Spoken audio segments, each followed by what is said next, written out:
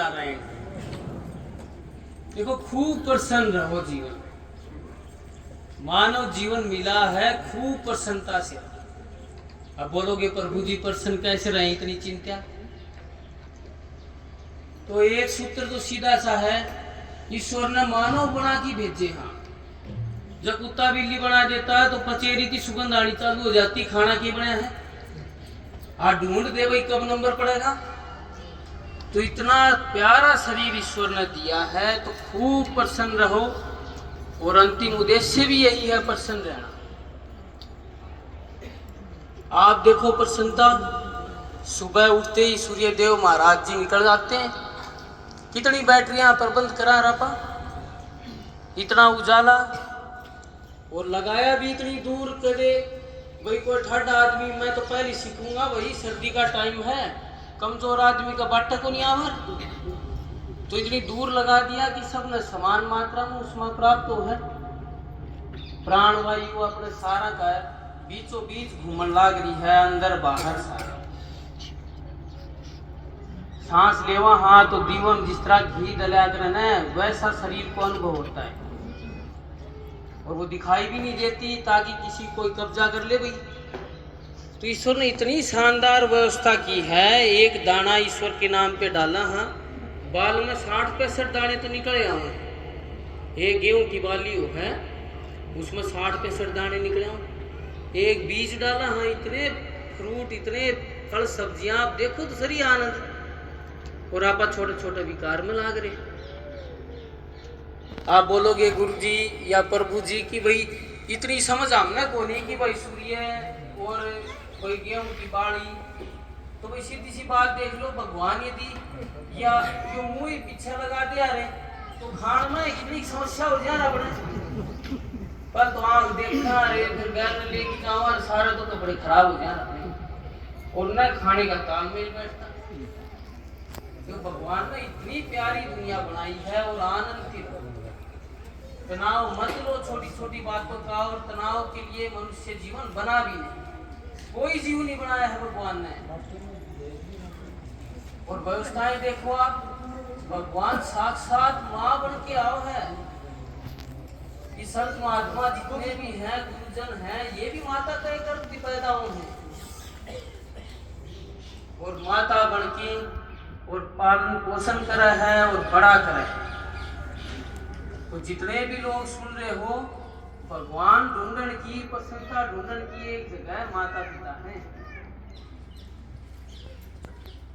खूब करो सेवा, और हालांकि सेवा शब्द भी थोड़ा सा निम्न स्तर का है, प्रेम से।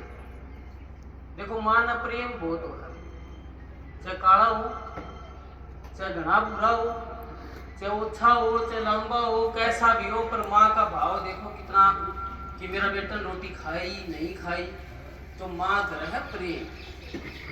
और सेवा में क्या है कि थोड़ी सी जब माँ गर्द हो जा है तो उसकी लघु संख्या दीर्घ संख्या करते समय बेटा का है परिवार के बच्चे कि भाई मेरी माँ की या पिताश्री की सफाई का कार्य तू करिए।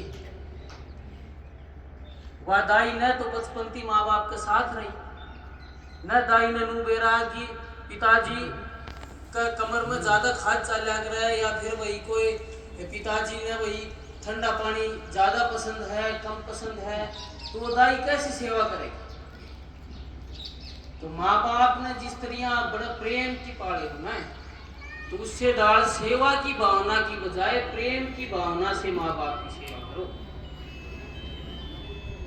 और फिर चलो गुरुजनों के बताए गए रास्ते पे।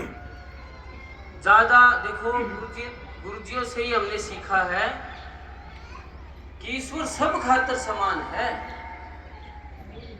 जो जंगला में बिना वस्त्र का घूमन लाग रहे हैं, उन पर भी ईश्वर की दृष्टि समान है। या फिर जो कंठी मालाएं और अच्छे अच्छे वस्त्र पहने या बड़ी बड़ी गाड़ियों में घूमे, उन पर भी दृष्टि समान है। किसी ने बोला नहीं जा है, या किसी ने भाषा का ही ज्ञान नहीं है, उसके लिए भी ईश्वर समान है। और कोई जो सुबह से लेके शाम तक रामायण गीता पाठ पुराण बाइबल जो भी वो पढ़ता है, उसके लिए भी समान दृष्टि है ईश्वर की। पर वो अनुभूति तभी होगी जब आप गुरुजियों के बताए गए रास्तों पे चलोगे। और घने बड़े रास्ते बोली गुरुजी, सीधे सरल स्वभाव से, बिना कोई लंबी चौड़ी बात किए माँ बाप की सेवा करो, गुरुजनों की सेवा करो। गौ माता भाई को काम ना मिले, गौ माता की सेवा में लग जाओ। और जमाए ठाली जमाए ताश खेलने का मन कर जा तो इतने पेड़ पौधे हैं, किसी का खोदी मार दे, बेटा के नीचे पानी डाल दे, इतने काम हैं। आपने वो बोलोगे कि भगवान जमा थोड़ा सा ही जीवन दिया आपने। और ऐसे ऐसे लोग भी हैं जीवन की उपजा है। उगते क्यों हैं? क्योंकि एक अच्छी विचारधारा, एक अच्छा लक्ष्य नहीं। और लक्ष्य को बढ़ा लेने की आवश्यकता नहीं है। अपने अपने आस पड़ोस को, घर को, खेत खलिहान को पेड़ों से भर दो, फिर देखो पक्षियों की लाइन लगेगी आपके बिना बुलाए। फिर देखो फल लगेंगे, खाएंगे, आप अनुभव करेंगे खुद ईश्वर के रूप में।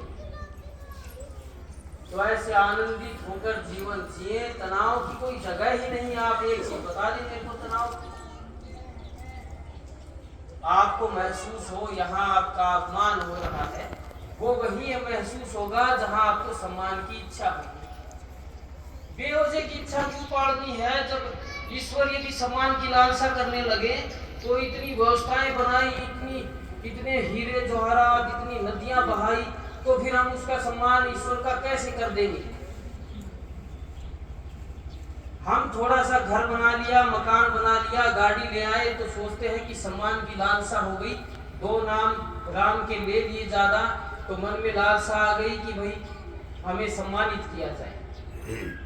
उस प्रभु को कैसे सम्मानित करेगा कोई जिसने इतना बड़ा संसार, इतनी बड़ी व्यवस्थाएं बिना किसी भेदभाव के बनाई है?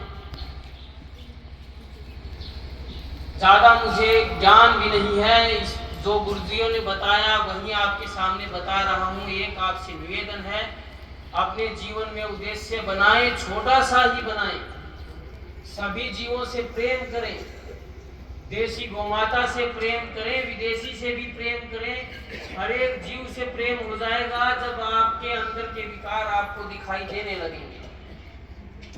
दूसरों में कमी निकालने का मन ही नहीं करेगा जब खुद के विकारों को एक बार आप सोच तो ले क्या क्या गलत काम किया है अब तक, छोटे से बड़े तक।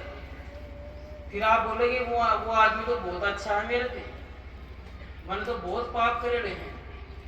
सारे जीवा की समान प्रेम करो। ईश्वर ने कोई भी जीव व्यर्थ नहीं बनाया, कोई व्यवस्था ही व्यर्थ नहीं है। किसी में वो निर्जीव रूप में है, किसी में सजीव रूप में है, किसी में चैतन्य रूप में है सब जगह ईश्वर। खूब आनंदित रहो, बुद्धियों का आशीर्वाद हम पर बना रहे। ये हमारी